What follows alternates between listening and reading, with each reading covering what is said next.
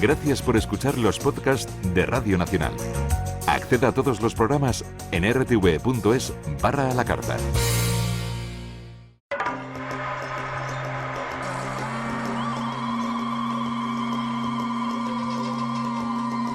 El placer de admirar. Juan Luis Arzuaga en Radio Nacional de España.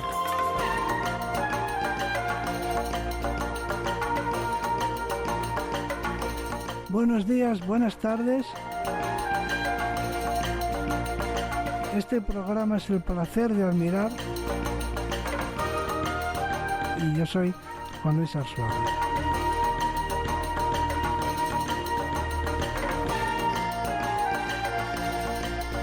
Y hoy vamos a tener el placer de admirar a un geólogo que se llama Alfonso Muñoz. Me preocupaba a mí mucho que la geología no estuviera suficientemente representada en este programa, así que para solucionar cuanto antes este déficit, pues directamente me puse al habla con el decano de la Facultad de Geológicas para que represente a toda esta ciencia, Alfonso Muñoz, de la Facultad de Ciencias Geológicas de la Universidad Complutense de Madrid, que viene aquí no en su condición de decano y representante de toda la geología, sino como especialista o geólogo que se dedica a la geodinámica. Y esta es la primera consideración o reflexión que le voy a hacer. Geodinámica significa etimológicamente movimiento de la Tierra.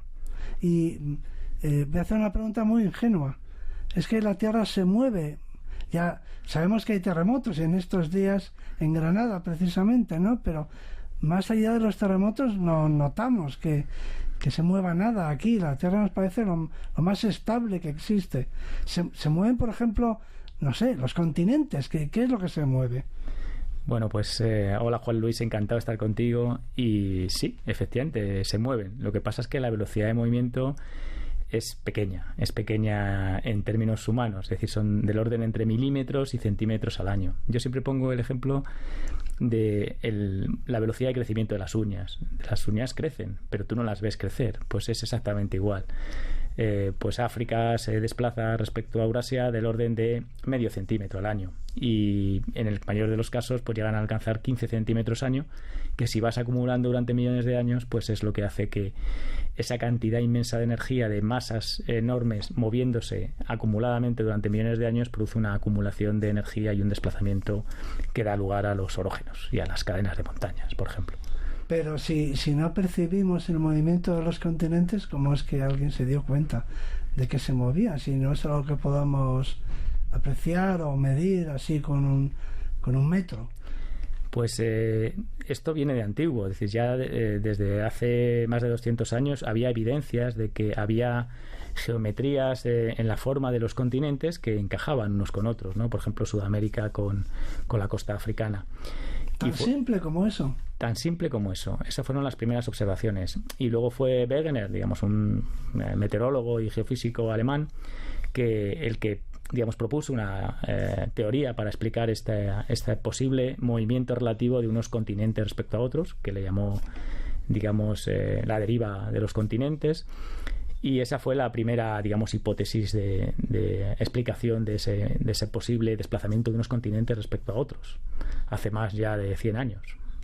Pero no solamente el perfil de los continentes, el contorno, el perímetro de los continentes, sino también había continuidad en las rocas y había continuidad en los fósiles. También podemos hablar, la paleontología también tiene, a la que yo represento aquí, también tiene una contribución a este descubrimiento, ¿no? Efectivamente, además del encaje de la forma de las plataformas continentales, que fue lo que realmente encaja más que la línea de costa, él evidenció que había cadenas o rocas, de las mismas edades, que tenían continuidad entre unos continentes y otros, y también algunos registros fósiles, que además eran especialmente de fósiles de reptiles, que no podían haber, traspasado esas cuencas oceánicas, y la presencia de esos fósiles, de esas rocas, de las mismas edades, de las mismas características en continentes diferentes, pues eran otra evidencia de que los continentes se habían separado de alguna manera durante mucho tiempo, ¿no? Y a grandes distancias, de miles de kilómetros.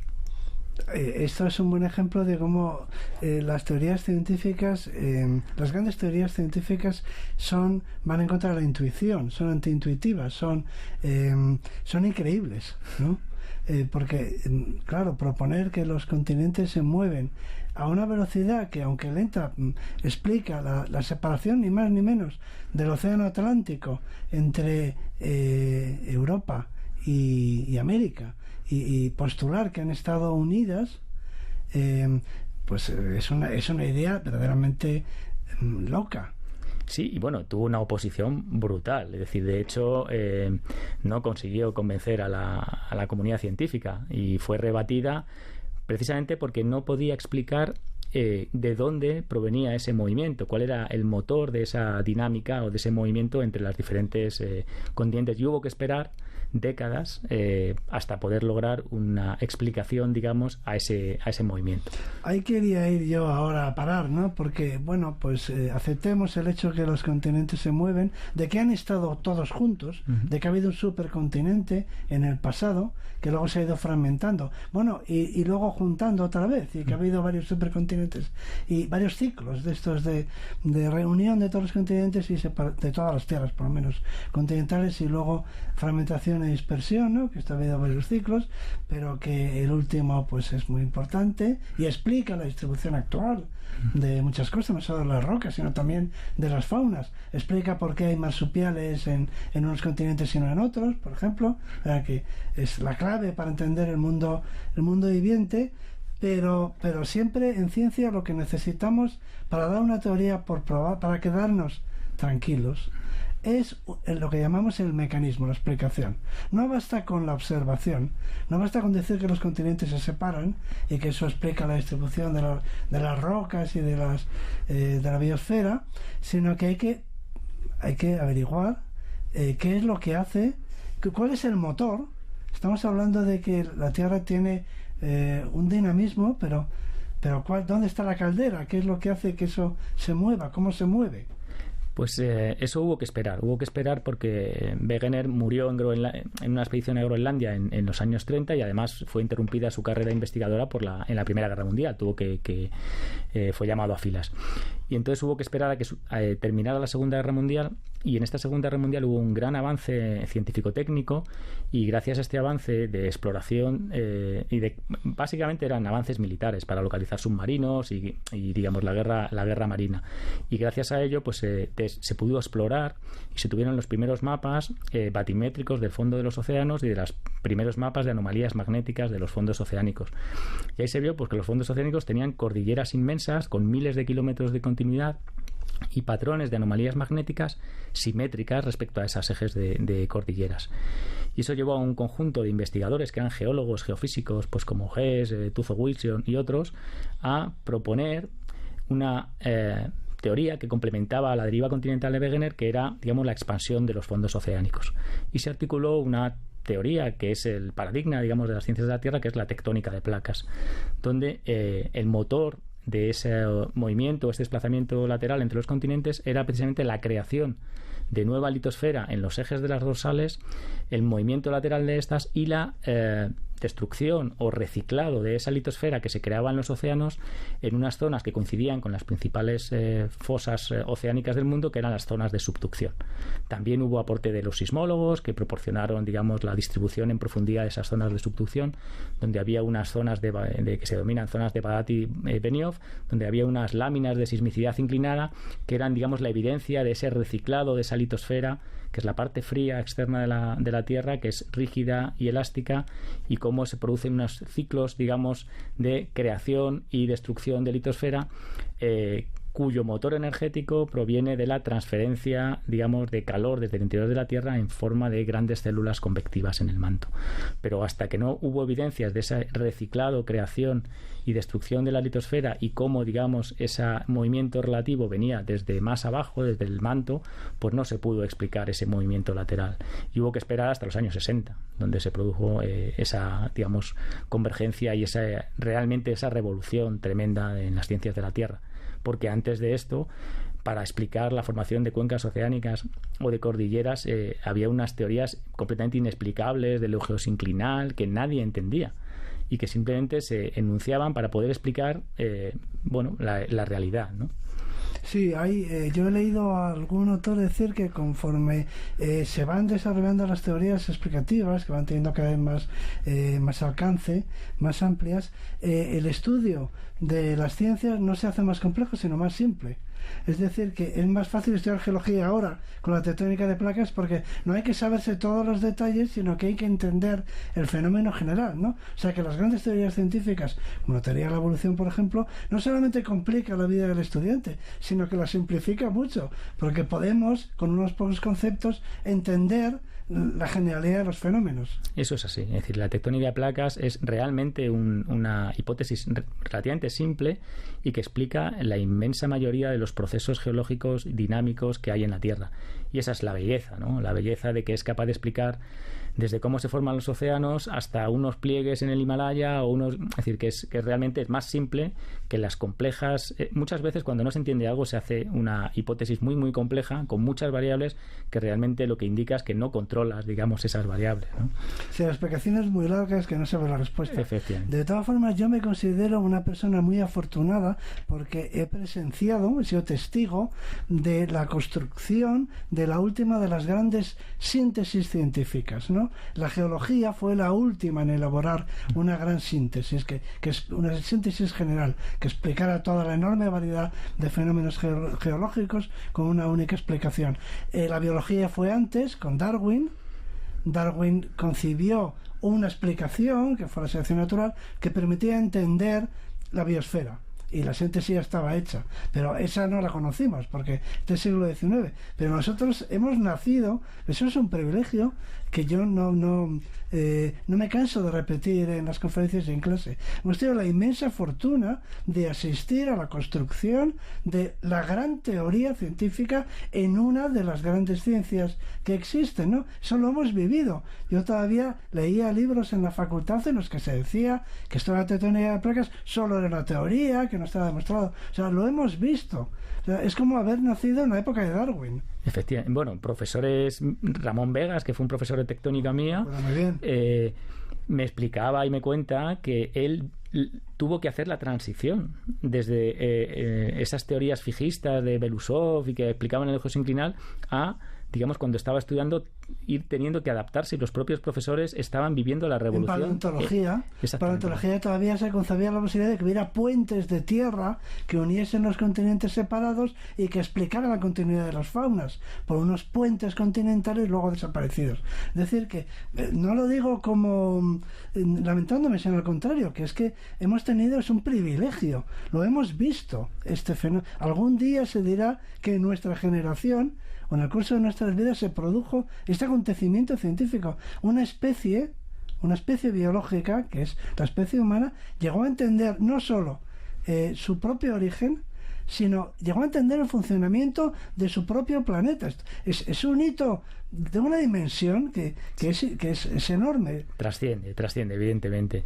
Yo a mis alumnos, claro, ellos son más jóvenes, pero yo les pongo que son la primera generación que ha visto en directo, por ejemplo, un tsunami. El tsunami de Sumatra del 2004 o el de Honshu más reciente en Japón, el retransmitir en televisión y ver, digamos, la energía y la fortaleza, digamos, de los procesos internos que dan lugar a esos fenómenos bestial, ¿no? Y ver cómo se pueden ver realmente y entenderlos en directo, eso yo se lo explico. Digo, es que esto son unos privilegiados, pero yo creo que nosotros más porque asistimos al fenómeno. Entonces yo creo que esto lo vamos a celebrar con música, ¿no? Vamos a celebrar. ¿Qué se te ocurre que pongamos? ¿Qué te apetece que pongamos?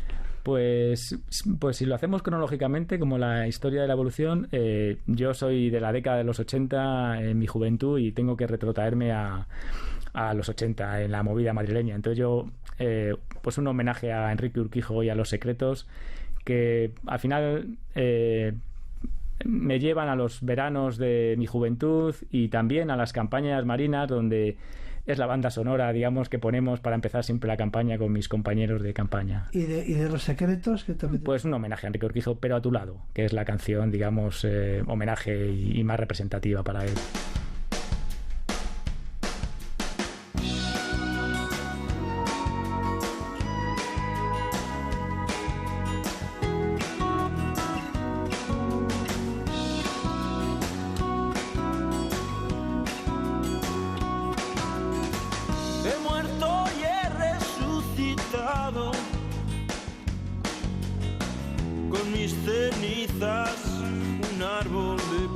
costado, su fruto ha dado, y desde hoy algo ha empezado. He roto todos mis poemas, los de tristezas y de penas.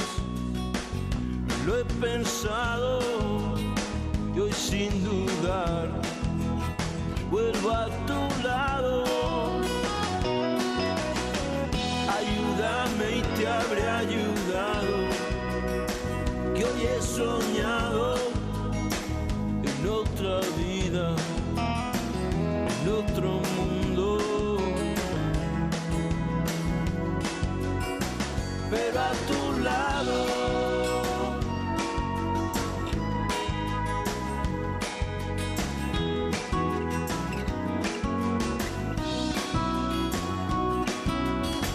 Ya no persigo sueños rotos, los he cosido con el hilo de tus ojos y te he cantado al son de acordes aún no inventados. Ayúdame y te habré ayudado, que hoy he soñado en otra vida, en otro mundo. Pero a tu lado.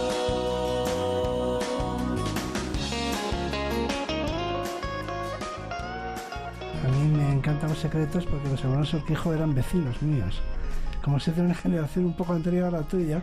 Enrique, Álvaro y el otro era Enrique y Álvaro, los he visto pues de muy jóvenes y empezar con el grupo y tocar además en directo, y los he visto casi crecer, ¿no? Sí. O sea, y me acuerdo el día que murió Enrique Urquijo. Ese día iba yo viajando en el coche cuando dieron las noticias en la radio, iba yo viajando hacia Tapuerca en el coche. Lo recuerdo perfectamente porque han sido muy cercanos. Sí.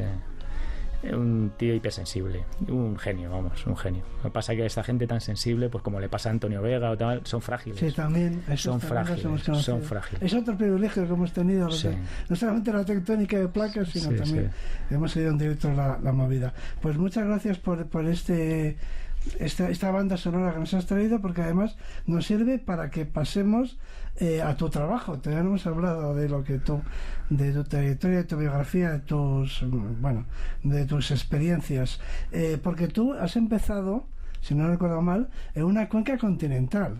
Sí, yo empecé... En la de Madrid, ¿no? En la cuenca de Madrid, efectivamente. Bueno, entonces déjame que les explique a los oyentes, o sea, que has empezado en una cuenca, pero no marina, continental.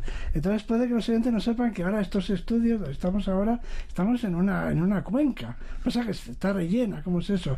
¿Dónde está el fondo? ¿A qué profundidad? Cuéntanos un poco lo de la cuenca continental esta y cómo te iniciaste tú en este trabajo. Bueno, yo empecé, me encantaba siempre la geología estructural y la geometría de las estructuras, ¿no? Siempre me ha encantado mucho el dibujo técnico, los cortes geológicos y los mapas, me han encantado siempre. Entonces me enfoqué por ahí en la especialidad y empecé a trabajar en geología estructural, en analizar las deformaciones y conocer los esfuerzos que dan lugar a las estructuras. Y ahí pues me pusieron a trabajar y elegí también trabajar en la Sierra de Altomira, en la Cuenca de Madrid, que es, digamos, intenta explicar el por qué en mitad de una placa, que es la placa ibérica, hay unas cadenas de montañas como son el Sistema Central o la Cordillera Ibérica, que están lejos de los bordes de las placas y que adosadas a estas cordilleras pues se desarrollan una serie de cuencas sedimentarias que son el producto de la erosión de esos relieves y la deposición a los pies de esos relieves de ingentes cantidades de sedimento. ¿Pero de qué profundidad estamos hablando? Pues por ejemplo, cerca de Madrid o por debajo de Madrid hay 3.000, 4.000 metros de sedimentos. 4 kilómetros de sedimentos hasta llegar al Zócalo, a la base. Hasta llegar a las rocas que están aflorando en la Pedriza o que están aflorando en el Molar. Es decir, que te mueves 5 kilómetros y las mismas rocas que están en el Molar... Hay pues fallas, entonces, que tienen... Efectivamente, de pues 4.000, 5.000 metros de salto vertical, Eso no lo saben todos los madrileños, te lo tenemos que explicar. No. Mejor. Sí, no hay nada más que coger la carretera de Burgos o la carretera de La Coruña y vas por unas rocas que son arenas y de repente te encuentras granitos, te encuentras neises y en medio justo pues está una enorme falla que tiene cientos de kilómetros de longitud y 5 kilómetros de salto vertical que levanta la sierra y que hunde, digamos, el zócalo, y justo en ese relieve hundido, digamos, o en esa digamos, ese relieve diferencial, pues se produce la acumulación de sedimentos continentales, en este Porque caso. es como una cubeta, ¿no? Efectivamente, es que tú levantas una cosa y relativamente queda hundida la otra, y los agentes climatológicos erosionan las partes elevadas y por energía potencial gravitatoria los materiales van de las zonas elevadas a las zonas deprimidas. Tienden a igualar. La naturaleza siempre tiende a igualar, digamos, los potenciales energéticos, y las zonas, el material que está elevado tiende a ir a las zonas más deprimidas. Pero estamos en la meseta todavía, ¿no? El mar desde Madrid, aquí no hay playa. No. El mar no se ve. ¿Cómo se sale, cómo pasas a estudiar la geología marina y qué cosas haces ahí? Pues después de que acabé mi tesis empecé a trabajar en otras cosas hasta que, digamos, enlacé mi carrera investigadora en la universidad, y ahí me surgió la oportunidad de participar en campañas de geofísica marina, en proyectos de exploración tanto en la Antártida como en el Atlántico o en el Caribe, de la mano de otro profesor mío que era Andrés Carbó, y que me invitó a participar en estas campañas. Y una vez que pruebas una campaña de exploración marina, eso engancha, es decir, es una cosa apasionante. ¿Más que la Antártida? A mí particularmente la Antártida es una maravilla, pero es un territorio hostil para trabajar, eso es así. Pero es verdad que yo cuando he trabajado en la Antártida he trabajado siempre en campañas de geofísica marina, y el ambiente en el grupo de trabajo en el barco es tremendo, porque estás 2 meses trabajando 7 días a la semana, 24 horas al día, en un sitio cerrado, conviviendo 100%. Entonces ahí o sales amigos para siempre o te odias para siempre. O hay un motín. Bueno, le fondeas. Bueno, oye, pues vamos a hablar luego más de temas marinos, que nos gustan tanto, a los de tierra adentro por lo menos, y ponos otra canción. Pues mira, en este caso os voy a poner una canción que es una suite de Bach, que oímos también yo cuando voy en campaña marina, porque me retrotrae a una película que adoro, que es Master and Commander. No es el primero, no es el primero. No me extraña. Que pone una composición de las que se interpretan en esa película. Porque es que oyes al cello, y una vez que oyes el cello parece que estás en la proa del buque y viendo romper las olas contra la proa, y eso es que me transporta, es así. O sea que tú te ves en el barco, ¿no? Efectivamente. La yo Surprise, oigo... me parece que se Sí, llama, la ¿no? Surprise era la fragata persiguiendo a l'Aqueron, que era la fragata francesa en las Galápagos, ¿no? Pues yo me transporto, efectivamente.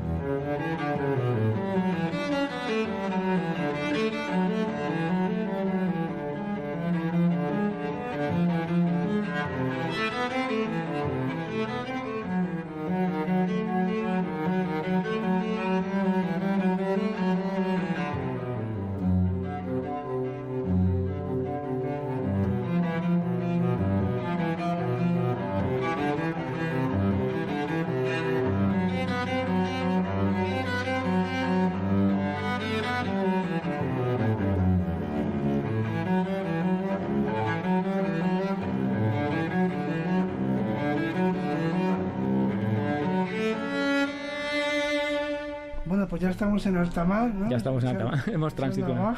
Y bueno, ¿y qué es lo que haces ahí? Quiero decir, no sé, ¿cómo investigas esos dinamismos y esas Exactamente qué estudios son los tuyos? Los barcos de investigación geológica marina, claro, a diferencia de en tierra, donde tú vas con tu lupa, tu martillo, coger las muestras y tal, ahí tienes una lámina de agua de 2.000, 3.000, 5.000 metros. Porque tú, ¿dónde vas con el barco? ¿Y en qué barcos? Pues normalmente hemos trabajado en el Hespérides, que es el buque oceanográfico de la Armada Española, pero que gestiona CSIC, en el Sarmiento de Gamboa, que es el otro buque que tiene también el CSIC, y en otros barcos, ¿no?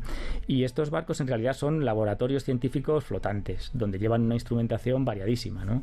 Llevan técnicas gravimétricas para estudiar la densidad de las rocas, técnicas magnéticas para estudiar las propiedades magnéticas, técnicas sísmicas para ver, digamos, las propiedades elásticas del terreno y la estructura interna del terreno, y llevan ecosondas para ver la morfología del terreno y la reflectividad, es decir, llevan un montón de instrumentación. Pero exactamente, ¿qué registros son los que tú analizas?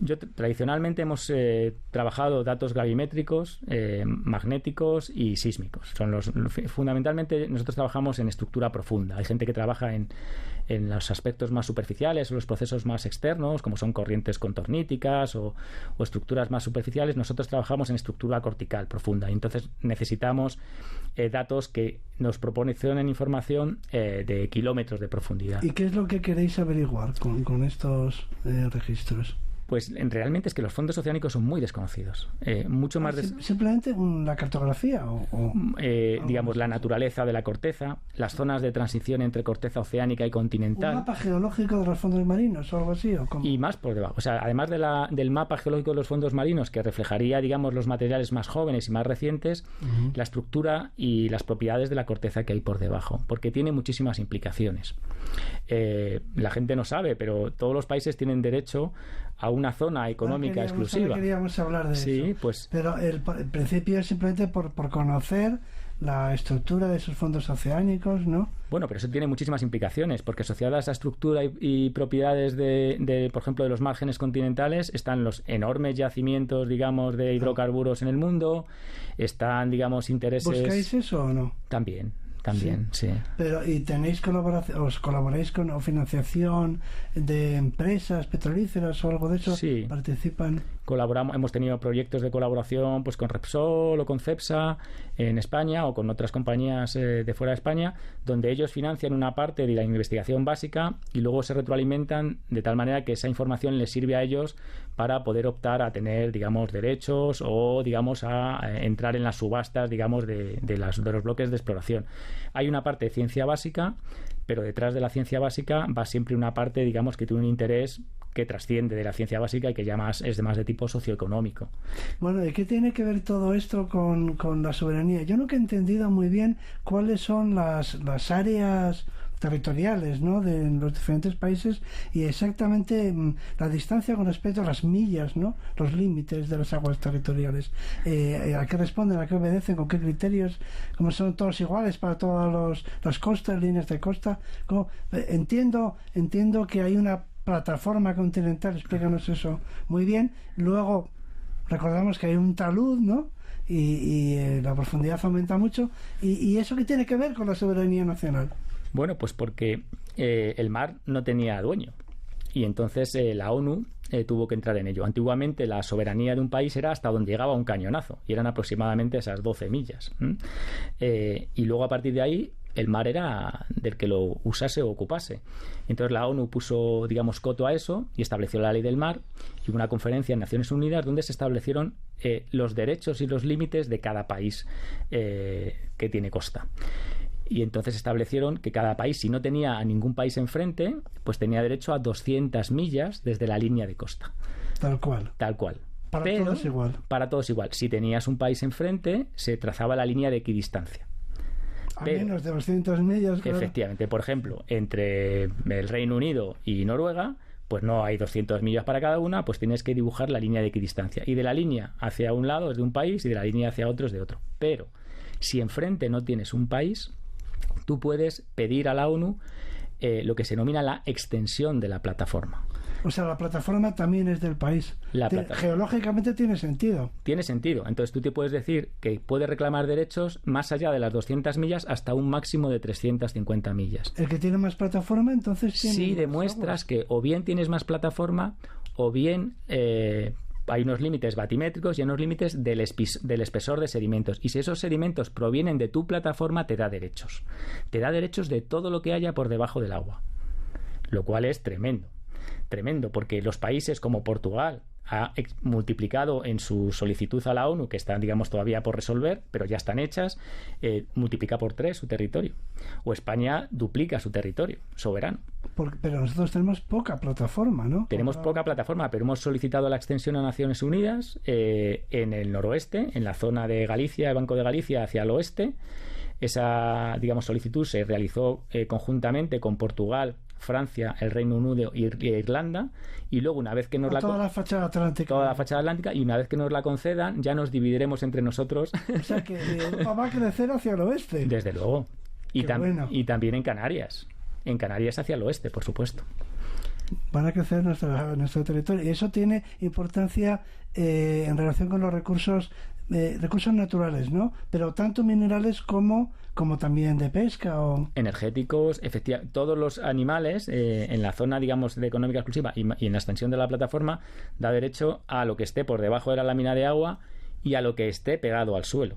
Es decir, si hay recursos biológicos o pesca que esté pegado al suelo, también. Uh-huh. Y esto es una ley donde los países lo solicitan y hay una comisión en Naciones Unidas compuesta por una serie de expertos que rotan de todos los países, donde tú tienes que demostrar con datos que sus sedimentos tienen tal espesor desde el pie del talud y que proceden de tu plataforma con datos puramente geológicos y geofísicos. Bueno, pues es uno de los proyectos en los que trabajamos. Ese es un proyecto en el que trabajamos, que tiene interés científico en sí mismo, ¿no? Y luego tiene esta vertiente aplicada. La gente no sabe que la geología tiene una enorme aplicación más allá de los recursos. Sí, además, de hecho hay un proyecto que ordenó la Unión Europea del conocimiento de los fondos oceánicos de los países. Y entonces hay un proyecto que es la Zona Económica Exclusiva de España, donde se lleva trabajando desde el año 96. Todos los años no hemos acabado todavía de cartografiar los fondos desde la línea de costa hasta las 200 millas en toda la costa española. Me parece prioritario. Seguimos trabajando. Esto sí que es un proyecto de Estado, ¿no? Si esto no es un proyecto de Estado, efectivamente. No me dirás tú lo que es un proyecto de Estado. Es un proyecto de Estado. A eso se dedica el Hesperides un mes al año. Pues tampoco me parece que sea mucho, ¿no? Pero tenemos que repartirnos con la campaña antártica, con otras campañas, y en esos ¿Y tú vas todos los años embarcas? Todos los años que hay campaña. ¿Con tu responsabilidad? También. ¿Dejarás a alguien ahí? Espero que no. Lo bueno es que... No quiere decir que dejarás a alguien en el decanato. Sí, claro, dejaré un suplente. Pero lo bueno es que participamos gente de la Armada, del Real Observatorio de la Armada. Bueno, nuestras excavaciones, a fin de... Claro, es lo mismo. Y gente del ICME, gente del Instituto Hidrográfico de la Marina, gente de la Universidad de Cádiz, y la Complutense es el responsable de la adquisición de los datos gravimétricos y de la cartografía, el almacenamiento y el procesado. O sea que nosotros somos responsables de la adquisición de una de las variables, y de la cartografía se hacen los atlas, los mapas, los bancos digitales, y esa información es pública, es decir, que se puede acceder a ella. Muy bien. ¿Y te mareas o no? Me he mareado como un piojo, que dicen los marinos, totalmente. Te mareas todo. Ahora ya menos, pero vamos, mucho. Bueno, es parte de... No, es un gaje, eso sí que es un gaje del oficio. Se pasa fatal. Sí, no, algunos ratos sí. Bueno, y si encima tienes que trabajar, pues todavía peor, no te puedes tomar en la cama, ¿no? Te iba a preguntar, bueno, aquí a todos proponemos, a ti me falta preguntarte, a los otros más veteranos les decimos que si todavía están de ida o ya están de vuelta, en cuyo caso no vuelven al programa. Solo nos interesan los que están, los que tienen ilusión. Tú todavía tienes mucho por delante y por supuesto que damos por hecho que sí. Pero cuéntanos cuáles son tus proyectos científicos por un lado y bueno, científicos personales. Un científico no es fácil separar una cosa con otra, pero ¿qué proyectos te hacen ilusión? ¿Qué sueños tienes? Pues ahora estamos trabajando hemos empezado a trabajar en los márgenes continentales, y tenemos un proyecto donde lo que estudiamos es cómo es la evolución de esos márgenes continentales que se abren, de esas cuencas oceánicas que se crean, en función de la herencia tectónica y geológica que hay. O sea, cómo influye la geología previa sobre la evolución del margen, que es un aspecto crítico. Y entonces tenemos un proyecto en el norte de España precisamente para estudiar esto.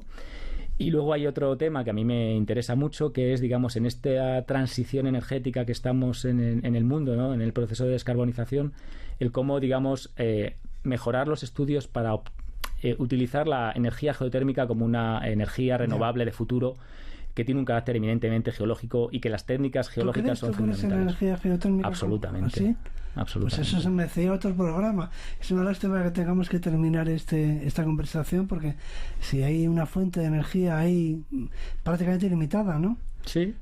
Y que tú crees que es viable, ¿no? Y que puede... Hombre, hay que estudiar cada caso, pero evidentemente hay una... Merece la pena invertir en eso. Merece la pena invertir, sin duda, sin duda. Y las propias compañías energéticas tradicionales, ¿no?, que explotan hidrocarburos, otras fuentes, se han dado cuenta de que... ¿Qué es la energía geotérmica? Pues se trata, digamos, la Tierra expulsa calor y es un almacén de calor tremendo. Y entonces lo que se trata es de extraer calor de la Tierra y utilizar ese calor mediante fluidos. Normalmente se extrae el agua caliente, digamos, del interior de la Tierra, que además no se puede utilizar para regar ni para beber porque son salmueras saturadas en sales. Sí. Se extrae calor y se vuelve a inyectar en profundidad, y eso produce, digamos, un aprovechamiento energético que aporta una reducción del consumo brutal y que es prácticamente barato. Es el mantenimiento y costa tenemos en España, desde luego. Bueno, se puede utilizar en tierra también, en mar, claro, y en tierra. Se trata exactamente igual. Sí. Y hay de baja entalpía, de media entalpía, de alta entalpía,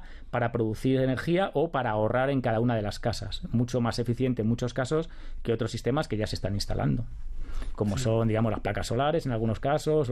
Bueno, pues entonces los anuncios aquí, yo a partir de ahora tendré que incluir esta posibilidad entre las factibles o en un futuro próximo, ¿no? Para resolver el gran problema al que se enfrenta la humanidad. Bueno, y ya como en tu condición no te queda más remedio que en tu condición por tu responsabilidad actual en la Facultad de Geológicas, que yo creo que esta conversación pues servirá para crear interés sobre esta ciencia tan bonita, que te dirijas a un niño y que le animes a estudiar geología. Pues la geología es una ciencia apasionante, porque tiene que ver, digamos, con la naturaleza, tiene que ver con conocer el mundo y tiene que ver con problemas espaciales y temporales, y ligadas además a otros procesos como son la biología o como son los propios paisajes que miramos. Entonces yo estudié geología porque tuve dos profesoras de ciencias naturales maravillosas que me llevaban al campo, que me abrieron los ojos, y la verdad es que no me arrepiento. Es decir, yo creo que hay pocas carreras tan bonitas en el mundo como la geología. Y lo que pasa es que es muy desconocida. Realmente hay una falta de cultura científica general en el país, pero realmente la geología es un déficit de conocimiento que hay general tremendo. En parte porque ha desaparecido durante muchos años de los contenidos del bachillerato y de secundaria, y eso lo pagamos caro. Pero yo creo que cualquier estudio, o sea, cuando hacen estudios de satisfacción de los estudiantes en la universidad, no en España, en la mayor parte de los países del mundo, los estudiantes de geología son siempre de los más satisfechos. Y es porque realmente la geología es una ciencia apasionante. Apasionante. Yo es que vamos, no lo soy subjetivo, evidentemente, pero no. Y es una aventura, ¿no? Tiene también a los niños hay que explicarles las cosas, hay que decirles que lo van a vivir. Que van a vivir una vida apasionante, ¿no? Pero esto que nos has contado tú de tus viajes a la Antártida o tus mareos en alta mar, pues tiene también ese elemento de aventura que yo creo que conoces el mundo. Es un viejo lobo geológico de mar, ¿no? Conoces el mundo, y el mundo lo conoces además porque da igual donde hayas estudiado geología, ya puede ser en China, en Australia, en Rusia. Un mapa geológico es igual en todo el mundo y te entiendes con ellos. Como la tabla periódica. Efectivamente, no hay diferencias y puedes trabajar en cualquier sitio del mundo. ¿Eso qué lleva? Pues que en realidad tu oficina de trabajo es el planeta y los proyectos de cualquier geólogo están en cualquier sitio del mundo. Entonces eso te lleva a conocer el planeta y con ello la cultura y a las personas que viven en las diferentes sociedades de todo el mundo de una manera mucho más real y mucho más acercado a la sociedad que un turista o que un señor que va solamente de negocios, porque tienes que apegarte al terreno y convivir con la gente en su terreno, y eso no tiene precio. Si te gusta conocer el mundo, si tienes curiosidad, ¿no? Bueno, ¿y quién no? ¿Quién no tiene curiosidad? Pues hay gente que no tiene curiosidad. Bueno, por eso animamos, esperemos que este programa haber estimulado esa curiosidad por viajar, pero por viajar por el mundo aprendiendo. Se trata de eso, ¿no? Aprendiendo como mínimo a leer e interpretar lo que están viendo, y eso ahí la geología es la interpretación, es la llave para la interpretación del mundo y de lo que nos rodea, el paisaje, el relieve, de todo, ¿no? Lo que estamos viendo cuando viajamos. Eso es así, digamos, cuando tu cabeza se amuebla como un geólogo ya no ves lo que ven las demás personas. Yo voy al campo con mis amigos, o con mi familia, y yo ellos ven las vacas, ven los árboles, yo no estoy viendo eso, yo estoy viendo otras cosas. La tierra que lo sustenta. Eso. Muy bien, pues ha sido un placer. Hemos disfrutado mucho por tierra y por mar, ¿no? Y ahora ya nos toca, este es el momento triste de la despedida que le vamos a hacer. Pero bueno, nos quedamos como siempre con muy buen sabor de boca. Ahora la gente que nos escucha o ha comido o quizá vayan a comer, pues seguro que se van a comer con un tema para conversar también, ¿no? Los que esperan a que termine el programa para poner la mesa o para servir la comida, pues tienen esa ventaja, ¿no? Que ahora tienen ya una conversación interesante que pueden disfrutar en torno a la geología. Así que te lo agradecemos mucho darnos este tema de conversación en la comida, y lo que te voy a pedir es que te despidas musicalmente. Bueno, pues mi despedida musical es con una canción que me retrotrae a mis veranos de libertad en Soria, en mi familia es de Soria, y yo voy allá a un pueblecito que se llama Recuerda, al lado del castillo de Gormaz, que es un castillo precioso, ¿Sí? Y siempre que atravieso la línea provincial entre Segovia y Soria pongo la canción Camino Soria de Gabinete Caligari porque me transforma. Un clásico. Sí, un clásico. Pues muy bien, muchas gracias por venir. Te agradecemos que nos hayas transportado por el planeta, que nos hayas abierto los ojos al mundo y a lo que los ojos ven, pero ahora con una mirada un poquito más culta. Y yo me despido de nuestros oyentes hasta la semana que viene a la misma hora. Les espero con otro científico y otro seguramente aventurero y soñador que tiene la cabeza llena de ideas y de proyectos y de ilusiones, como todos los que viven aquí. Manuel Bonilla en la producción, Curro Díaz Azcárate en la realización. Os espero a todos la semana que viene.